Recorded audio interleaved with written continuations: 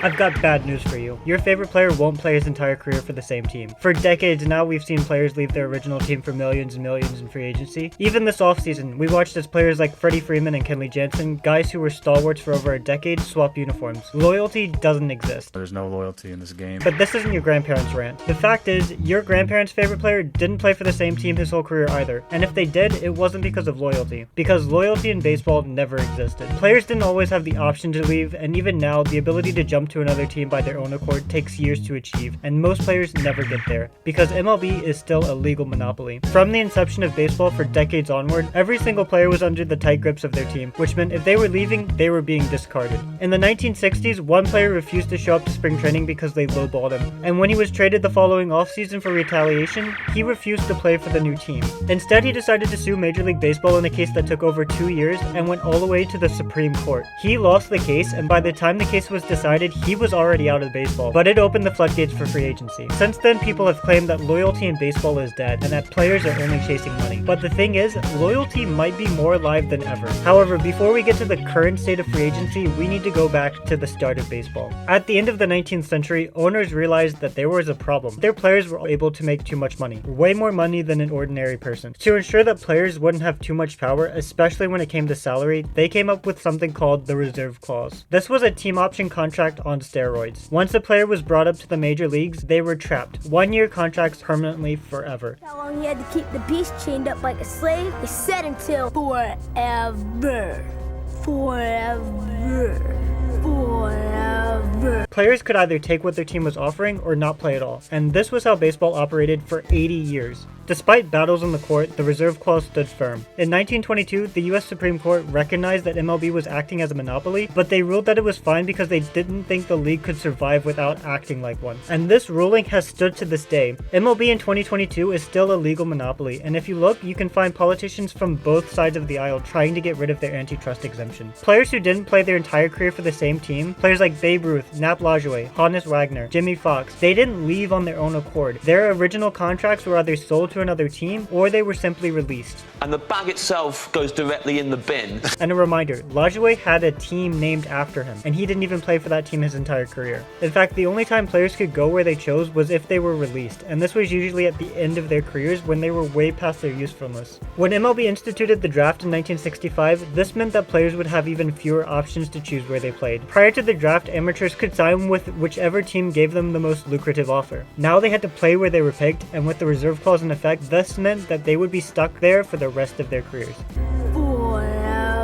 Thankfully, however, we didn't get to see this in action, because in 1969, Curt Flood was not happy. At 31, he was one of the best players in the game, coming off an All-Star appearance and his 6th consecutive Gold Glove. But he felt like he was being underpaid, and he, along with other players, boycotted most of spring training, refusing to sign the contracts they were given until they were given a better offer. Gussie Busch, the Cardinals owner, and this family, eventually budged for players like Flood, but he was not happy, and the relationship between Flood and Busch specifically was ruined. After a solid season, Busch was done with Flood, and he was traded to Philadelphia. This is when Curt Flood really dug in. He wasn't going to play. He penned a letter to Bowie Kuhn, the commissioner, likening the reserve clause to indentured servitude. A master and slave relationship. As long as you do what I say do, you're fine. Curt Flood was coming for the reserve clause. Curt Flood wasn't the first player to sit out after being traded for a team he didn't want to play for either. For example, Jackie Robinson, the man who broke the color barrier and would have made the Hall of Fame on his own merit despite baseball being his worst sport, retired after being traded to the Giants. But Flood was surely the most influential when it came to shoehorning free agency. At just 32, Flood sat out the entire 1970 season, refusing to play for the Phillies while focusing on the legal battle. Flood came for the reserve clause and he lost. What?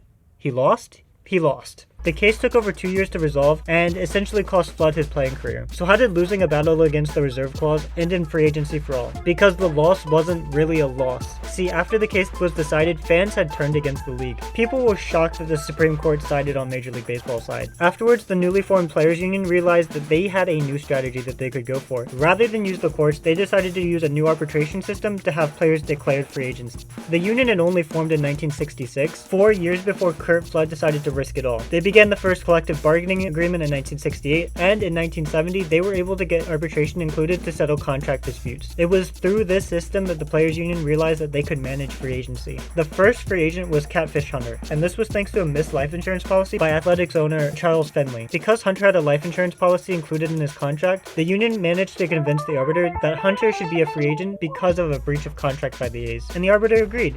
While getting Hunter to free agency was seen as a success, it was only one player. The union wasn't done. After that season, two more players, Andy Messersmith and David McNally, were able to overturn the system entirely. In the case of Messersmith, the Dodgers renewed his contract without him ever signing. Messersmith was one of the best pitchers in the game at the time, and he had been holding out for a no-trade clause, refusing to sign a new contract until he got one. The Dodgers refused, renewed his contract anyway, and Messersmith played through the entire season in hopes of reaching free agency afterwards. McNally had retired a season prior but returned to help with the clause. The phrasing of the reserve clause, which stated that if a player had played for the team the previous season, their team option would automatically vest, was ambiguous. So Marvin Miller, the union rep, took that case to the arbiter, who ruled in these players' favor. Hilariously, when Peter Seitz, the arbiter installed by MLB, ruled in the favor of the players, the owners fired him. So much for owners wanting a fair ruler. Again, the Supreme Court was involved, but this time they ruled in favor of the union, and free agency was a frenzy. After an owner-imposed lockout, seems familiar, it was decided that players with 6 years of service time would become free agents. This is more or less how it's been ever since, albeit with some modifications. To insinuate that loyalty in baseball is dead is overlooking a crucial fact, that it never existed in the first place. With the reserve clause in hand, it's impossible to argue that a team's unilateral decision to keep or discard a player is loyalty. It doesn't matter that Ted Williams or Joe DiMaggio played their entire career for the Red Sox and the Yanks, because they were never given the opportunity to leave, although they were almost traded for each other. But here's the real twist in the story. Loyalty is more alive than ever. Sure, players jump ship for new teams all the time. Who would have ever thought a year ago that Freddie Freeman would be a Dodger and Kenley Jansen would be a Brave? No one thought Andrew McCutchen would be anything but a Pirate, but here he is on his 5th team in 6 years. This doesn't mean loyalty is dead. If anything, loyalty might be more alive than ever. Since free agency's inception, we've seen players like Robin Yount, Derek Jeter, and a host of other Yankees, Chipper Jones, Todd Helton, and other players play their entire career for one team. People will look back and say that this was when loyalty existed. Some of these players even took cuts to play for the same team, but they were the exceptions of the time too. Players who take these contracts are betting against themselves. The game of baseball is uncertain, career-ending injuries happen all the time, and those $300 million contracts that look certain one year are far from guarantees, especially for young players. Sure, Bryce Harper, Max Scherzer, and Manny Machado were able to secure these long-term deals, but the fact is that most major leaguers don't even reach free agency, and the median salary in baseball has actually decreased for the past half-decade. The reason? MLB rosters are getting younger and younger. Teams will call up younger players from the minors, guys who are more cost-effective, and have contracts that aren't guaranteed. So while Major League Baseball does have guaranteed contracts for guys who do reach arbitration and play in the season, the guys who don't, the guys who are making the league minimum, only get the league minimum when they're on a major league roster. When they're sent down, they're making a different type of minimum. They go from making $4,700 per game to making just around $400.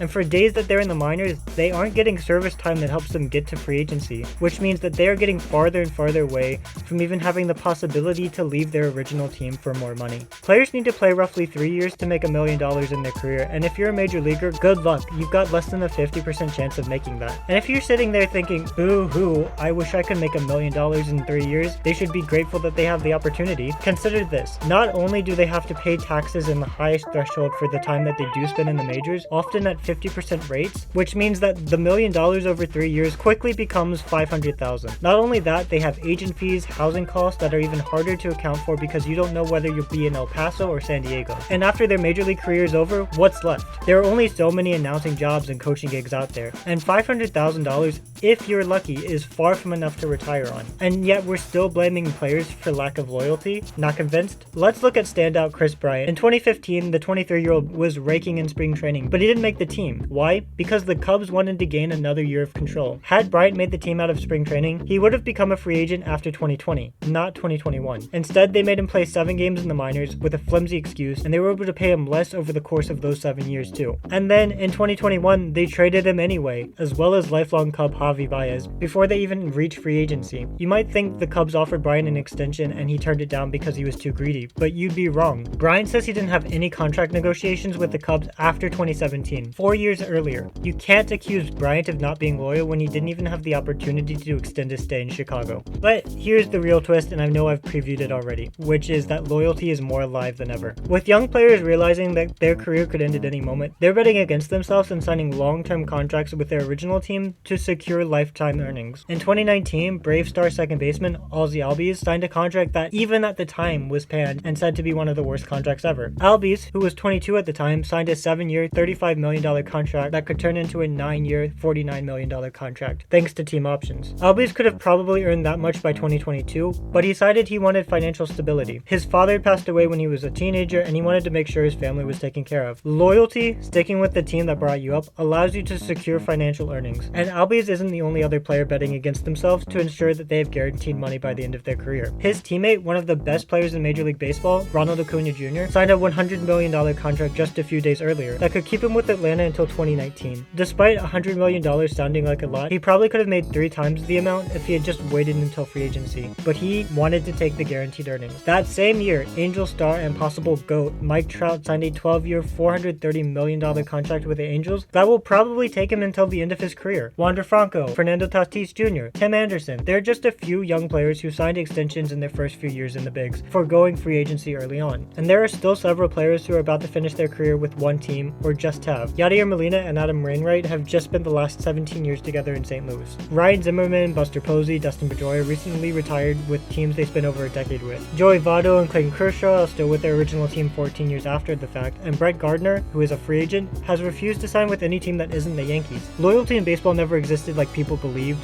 but it's more alive than ever.